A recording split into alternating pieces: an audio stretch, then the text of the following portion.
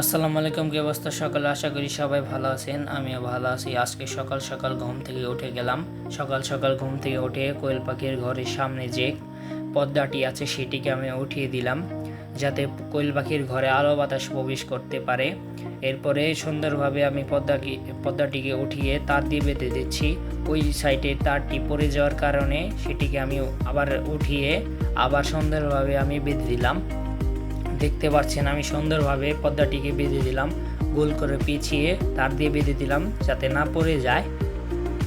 এরপরে পর্দা ওঠানোর পরে আমি চাবি দিয়ে তালাটিকে খুলে সবগুলো লক একে একে খুলে দিচ্ছি।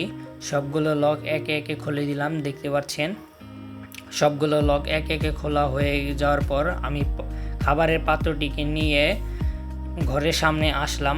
ঘরের সামনে এসে দরজাটিকে খুললাম, খুলে দেখলাম যে ঘরটিকে খুব নোংরা হয়ে গিয়েছে। এরপরে আমি খাবারের পাত্র ও পানির পাত্রটিকে বের করলাম, খাবারেরও পানির পাত্র বের করলাম। বের করে এগুলোকে আমি পরিষ্কার করব। দেখতে পাচ্ছেন খাবারের পাত্র পানির পাত্র একটু ময়লা হয়ে গিয়েছে। এরপরে আমি আবার গেটটিকে লাগিয়ে দিলাম। গেটটিকে লাগিয়ে এরপরে আমি খাবারের পাত্র পানির পাত্র নিয়ে কলের পাড়ে যাব। কলের পাড়ে গিয়ে সুন্দরভাবে এগুলোকে ডলে ধুয়ে পরিষ্কার করব। এরপরে এগুলোকে আমি সুন্দরভাবে ধরে নিয়ে যাচ্ছি কলের পাড়ে। এরপরে কলের পাড়ে নিয়ে আসলাম, কলের পাড়ে রেখে এরপরে আরেকটি পাত্র যে ছিল সেটাকে নিয়ে আসলাম। সেটাকে এনে এরপরে আমি পানির পাত্রের ভিতরে যে পানিগুলো আছে সেগুলোকে বের করে ফেললাম।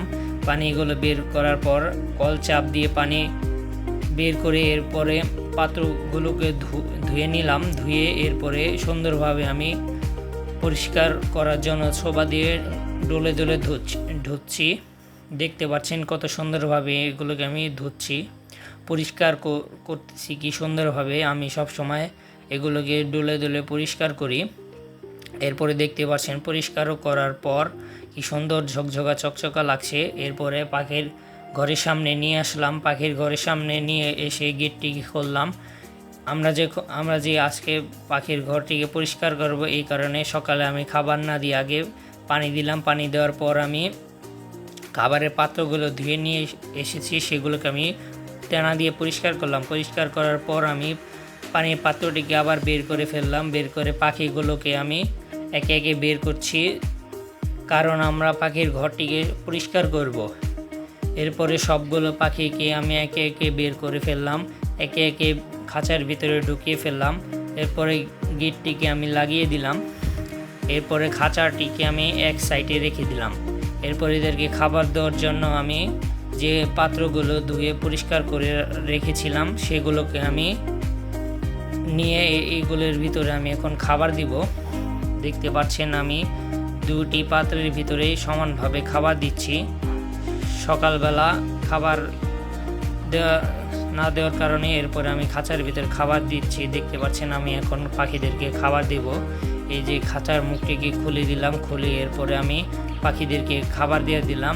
খাবার দেওয়ার সাথে সাথে কি সুন্দরভাবে এরা খেয়ে নিচ্ছে, দেখতে পাচ্ছেন। এরপরে খাবার দেওয়ার পরে আমি গেটটিকে খুললাম। গেটটিকে খুলে একটি ঝালি নিয়ে আসলাম। ঝালি এনে ডিমগুলো সংরক্ষণ করতে শুরু করলাম। ডিমগুলো এক জায়গায় সংরক্ষণ করব। এক জায়গায় সংরক্ষণ করে এগুলোকে আমি বাজারে বিক্রি করব। এরপরে ডিমগুলোকে একে একে বের করছি, ডিমগুলোকে একে একে এক জায়গায় সংরক্ষণ করছি। দেখতে পাচ্ছেন ডিমগুলো একটু ময়লা হয়ে গিয়েছে, কারণ ঘরটি একটু নোংরা হয়ে গিয়েছে। কালকে আমি পরিষ্কার করতে পারিনি, এই কারণে আজকে একটু নোংরা বেশি হয়ে গিয়েছে। এরপরে ডিমগুলো সব এক জায়গায় সংরক্ষণ করে নিলাম। সংরক্ষণ করে গেটটি লাগিয়ে দিলাম। এরপরে আমি ডিমগুলোকে ধোয়ার জন্য কলের পাড়ে নিয়ে যাচ্ছি। এরপরে কলের পাড়ে নিয়ে আসলাম। কলের পাড়ে নিয়ে এসে সুন্দরভাবে এগুলোকে আমি হাত দিয়ে ডলে ডলে ধুচ্ছি। এরপরে পানি দিয়ে সুন্দরভাবে ধুয়ে এরপরে ঝাঁকড়িয়ে ঝাঁকড়িয়ে ধুচ্ছি আমি। সুন্দরভাবে ধোয়ার পর দেখতে পাচ্ছেন পরিষ্কার হয়ে গেছে ডিমগুলো। এরপরে পাখির ঘরে এসে গেলাম। পাখির ঘরে এসে ঘরের সামনে যে কাঠটি আছিল সেটিকে আমি ছুটিয়ে ফেললাম। সেটিকে ছুটিয়ে কোদাল দিয়ে পানির পাত্রে রাখার জন্য যে দুইটি ইট ছিল সেই দুইটি ইট আমি বের করে ফেলছি কোদাল দিয়ে। এরপরে একে একে দুটো ইট আমি বের করে ফেলছি কোদাল দিয়ে। এরপরে সুন্দরভাবে আমি পাখির ঘরটিকে পরিষ্কার করলাম। পরিষ্কার করার পর আবার ইট দিয়ে আবার নতুনভাবে ভুসি বিছিয়ে দিচ্ছি। দেখতে পাচ্ছেন আমি চারো সাইডে ভুসি ছিটিয়ে দিচ্ছি, সব জায়গায় আমি ভুসি ছিটিয়ে দিচ্ছি। দেখতে পাচ্ছেন সুন্দরভাবে ভুসিগুলো আমি ছিটিয়ে দিব। সুন্দরভাবে ভুসিগুলো ছিটিয়ে দিয়ে এরপরে এইগুলোকে আমি সমান করে দিব। এর উপরে যে ছোট ছোট কাঠের টুকরাগুলো আছে, যে ছোট ছোট ময়লাগুলো আছে, সেগুলোকে আমি বের করে দিব। এরপরে সুন্দরভাবে ভিতরে ঢুকে গেলাম। সুন্দরভাবে এগুলোকে আমি ভুসি দিয়ে দিলাম। চার সাইডে আমি ভুসি বিছিয়ে দিচ্ছি সুন্দরভাবে, জানি কোনো জায়গায় গ্যাপ না থাকে। এরপরে চার সাইডে ভুসি ছিটিয়ে দেওয়ার পরে এগুলোকে আমি হাত দিয়ে সুন্দরভাবে হাত দিয়ে আমি সুন্দরভাবে এগুলো সমান করে দিব, সমান করব। আর হলো কাঠের টুকরাগুলো আছে সেগুলোকে আমি বের করে দিব। দেখতে পাচ্ছেন সুন্দরভাবে আমি চার সাইডে সুন্দরভাবে আমি সমান করে দিচ্ছি।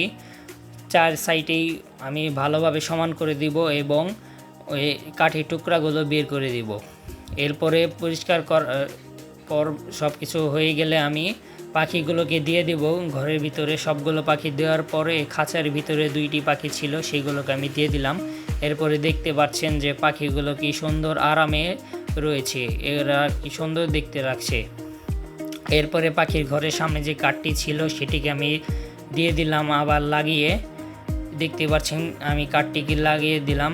আপনারা সবাই আমার চ্যানেলটাকে সাবস্ক্রাইব করবেন ও লাইক করবেন, সবাই 5 ওয়াক্ত নামাজ পড়বেন। আপনারা আমার সাথে থাকবেন, সবসময় আমার ভিডিও দেখবেন, আর আমিও চেষ্টা করব ভালো ভালো ভিডিও বানানোর জন্য।